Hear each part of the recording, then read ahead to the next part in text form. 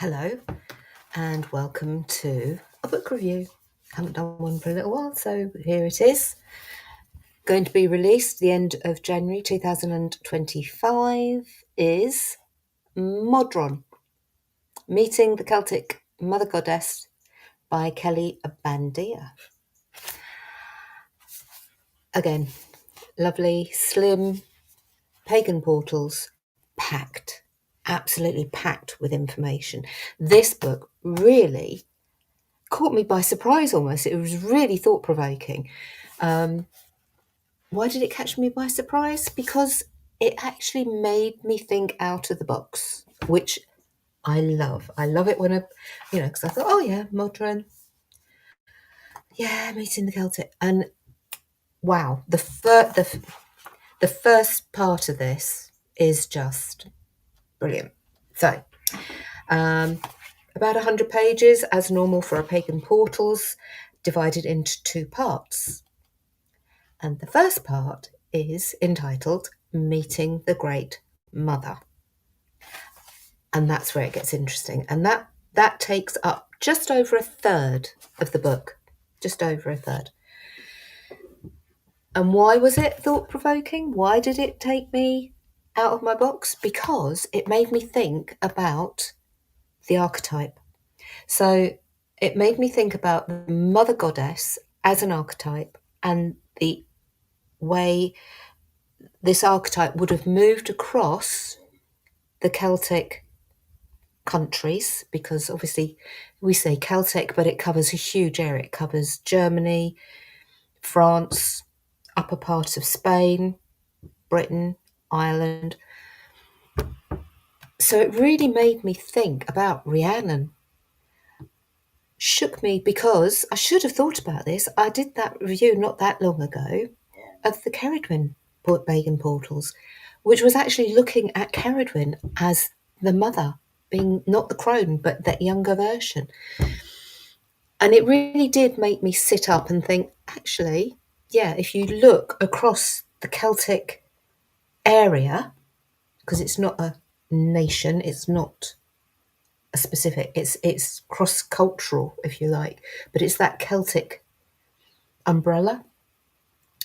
And this is what Kelle BanDea has done. She's taken Rhiannon, for example, and pointed out how that's how that Celtic, that mother goddess archetype was in her. Sovereignty, self-care, not just sovereignty of the land, but self-sovereignty and healing and nurturing and all those things that a mother does. Now, when we use the term mother, we're not just using about the term for people who can give birth.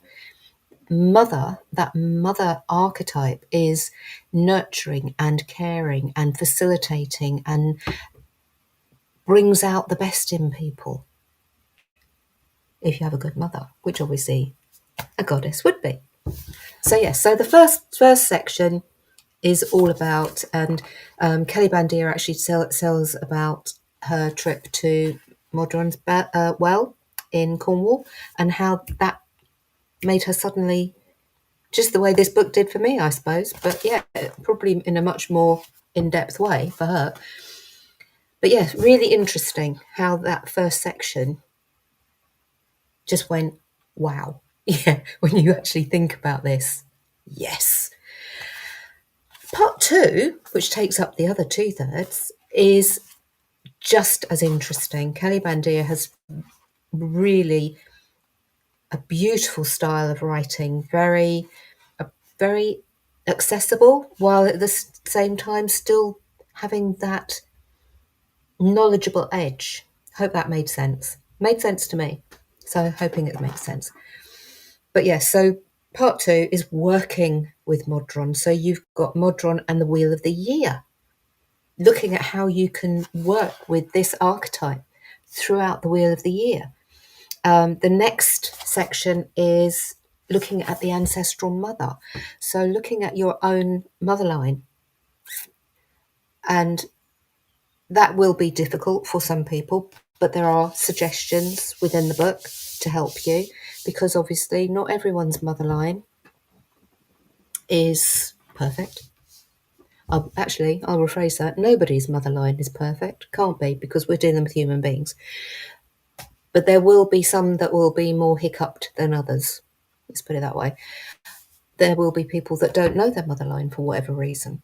But there are suggestions and meditations and journeys that you can go on in this book that will help you to build that relationship in the right way so that you feel empowered and not belittled by it. The next section, the chalice. And this I love water. Water is one of my elements, that and earth. So talking about, but not just the wells, talking about rivers, talking about the sea. So looking at water in connection with the mother goddess, which leads perfectly onto the last chapter. Is it the last chapter? No, second to last, penultimate, which is guarding the land and recognizing how that you can gain support and help. Yeah, I would go as far as to say help from working with the mother goddess in developing your own ecological standpoint.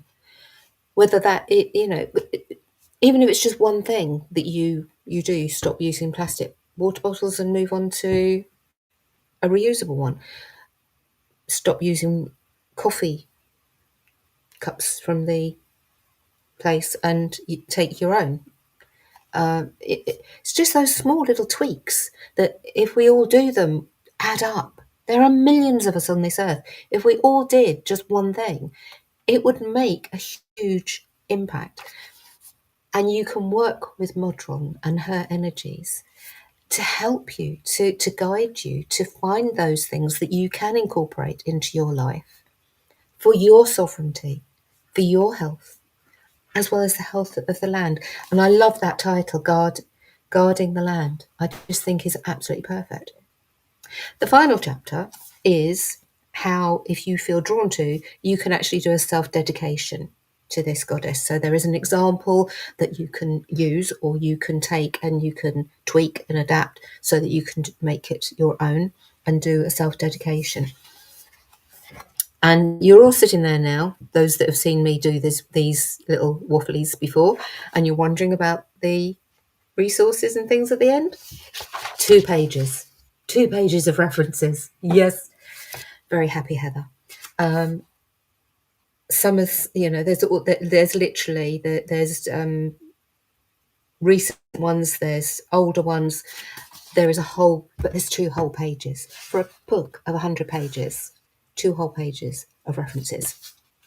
So I'm going to go off and dive down my usual little rabbit hole like I do when I find some nice references. I hope this has been useful. Please let me know in the comments whether this has been useful, whether you get the book, what you think of the book, and I will see you next time.